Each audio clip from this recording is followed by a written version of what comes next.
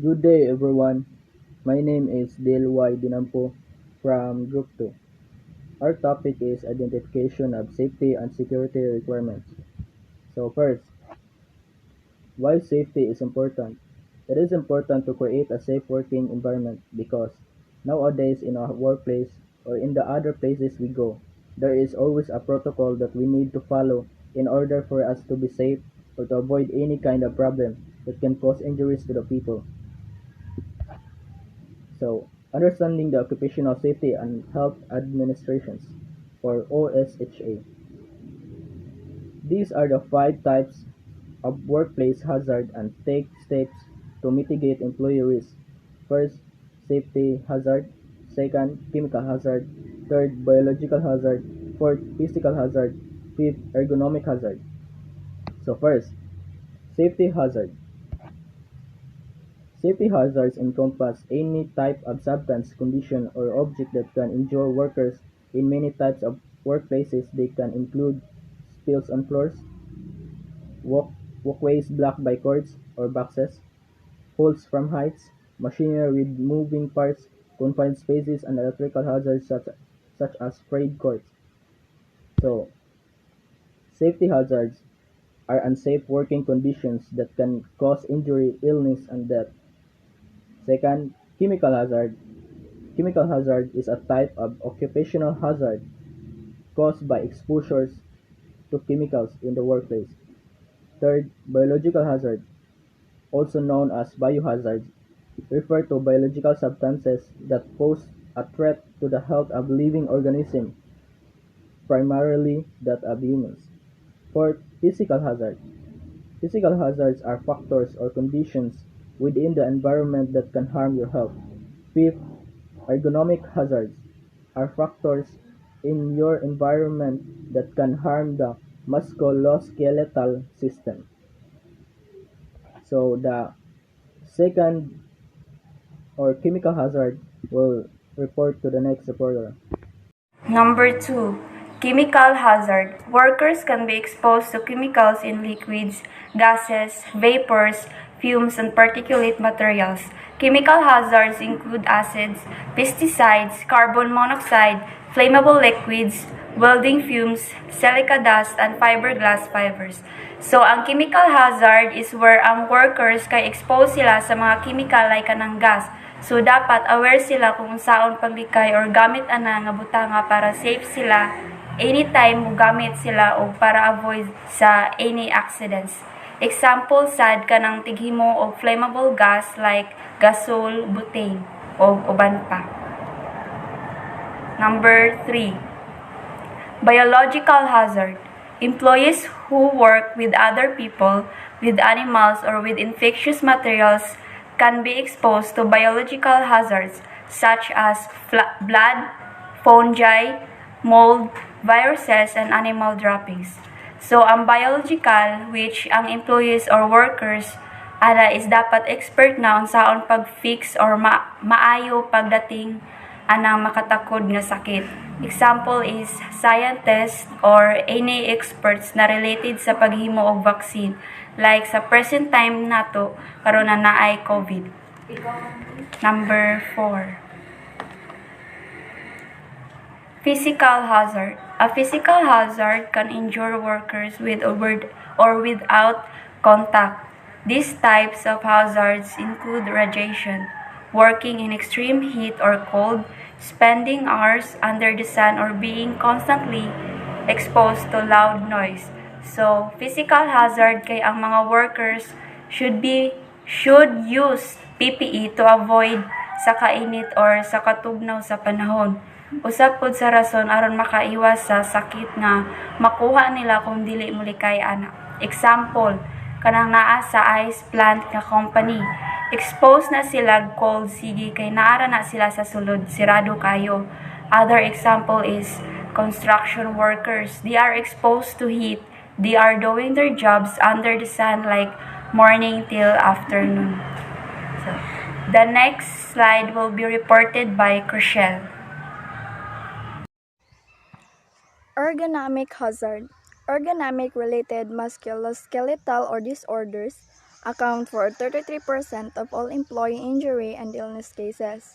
These types of hazards occur when repetitive work, the type of work, or a certain position strains the body. These are the most difficult hazards to spot because problems build up over time. So, ang mga peligro nga ergonomic usa ka physical nga kondisyon nga mahimong magpamiligro sa kadaot sa musculoskeletal system. Ang kini nga mga klase nga peligro mahitabo kung balik-balik ang trabaho o ang usa ka piho nga posisyon ang magpugong sa lawas. Ergonomic hazards include repetitive and forceful movement, vibration, temperature extremes, and awkward postures that arise from improper work methods and improperly designed workstations, tools, and equipment.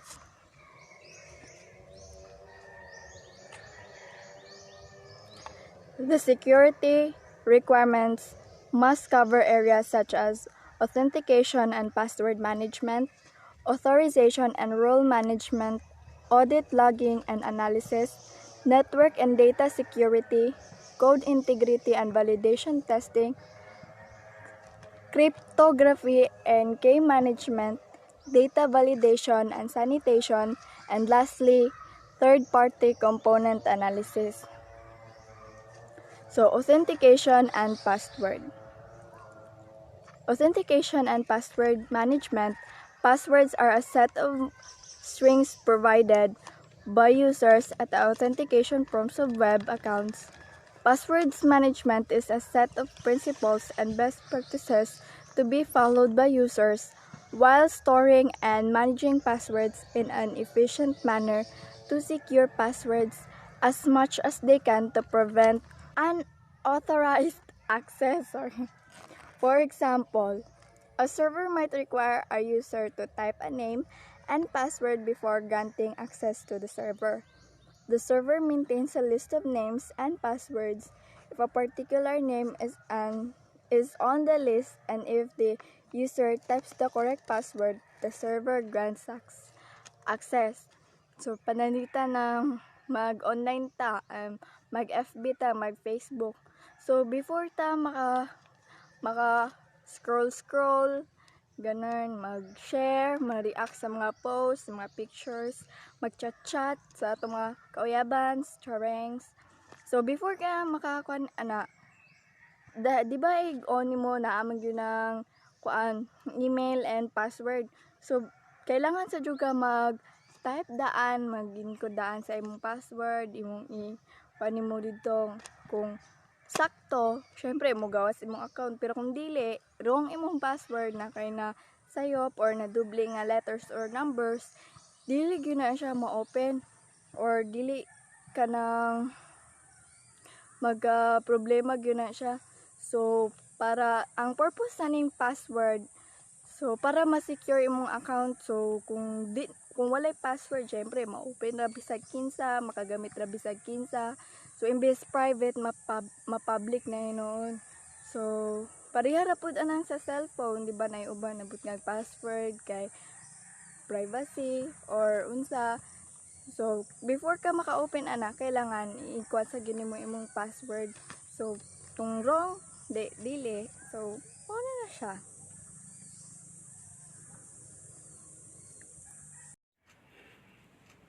Authorization and role management. In computer system security, role-based access control or role-based security is an approach to restricting system access to authorized users. It is used by the majority of enterprises with more than 500 employees and can implement mandatory access control or discretionary access control. A role-based access control is a computer system security which secure the system, allowing only unauthorized users the control, like restricting the access to authorized users. Network and data security. Data security is a process of protecting files, database, and account on network by adopting a set of controls, application, and techniques that identify the relative importance of different databases, their sensitivity, regulatory compliance requirements, and then applying appropriate protections to secure those resources. Explanation. Network security is a process of protecting files, databases, and accounts on a network. It will work by applying a set of control, application, and techniques secure those resources. Next slide. Code integrity and validation testing. Code integrity is a measurement used in software testing. It measures how high the source code's quality is when it is passed on the QA and is affected by how extensively the code was unit tested and integration tested. This is in fact the expectation quality level of a code. Code integration is a coding measurement to measure a quality level of the code. It used in software testing, which will go through a validation process from coding to unit testing, then integration testing, then system finally the user acceptance testing. Cryptography and key management. Key management refers to management of cryptography keys in a crypto system. This includes dealing with the generation, exchange, storage, use, crypto trading, destruction, and replacement of keys. It includes cryptographic protocol design, key servers, user procedures, and other relevant protocol. So ang key management usa kini sa nagdumala sa cryptographic key sulod sa usa ka crypto system. Dapat secure ang imong crypto system. For example, a user could lose credentials to their keys. An employee could leave or get fired from the company. Data validation and sanitation. Validation is a process for ensuring that the input data falls within the expected domain of valid program input. Sanitation may include the elimination of unwanted characters from the input by means of removing, replacing, encoding, or skipping the characters. So, follow the philosophy with data validation and only allow the user to input data of your expecting type. If it's not the proper type, discard it. Sanitize sanitation data as much as possible on output. And a selection needs to be sanitized on outputs too. Example, when your output it, you need to sanitize it. Third-party component analysis. Component analysis is the process of identifying potential areas of risk from the use of third-party and open-source software and hardware components. Component analysis is a function within an overall cyber supply chain risk management framework. So, ang component analysis muni ang pagproseso o pag-ilas sa mga potensyal nga lugar nga peligro gigit sa paggamit sa third-party o open-source software o hardware. For example, Norton Antivirus is a third-party program to Microsoft Windows since it is not included Windows.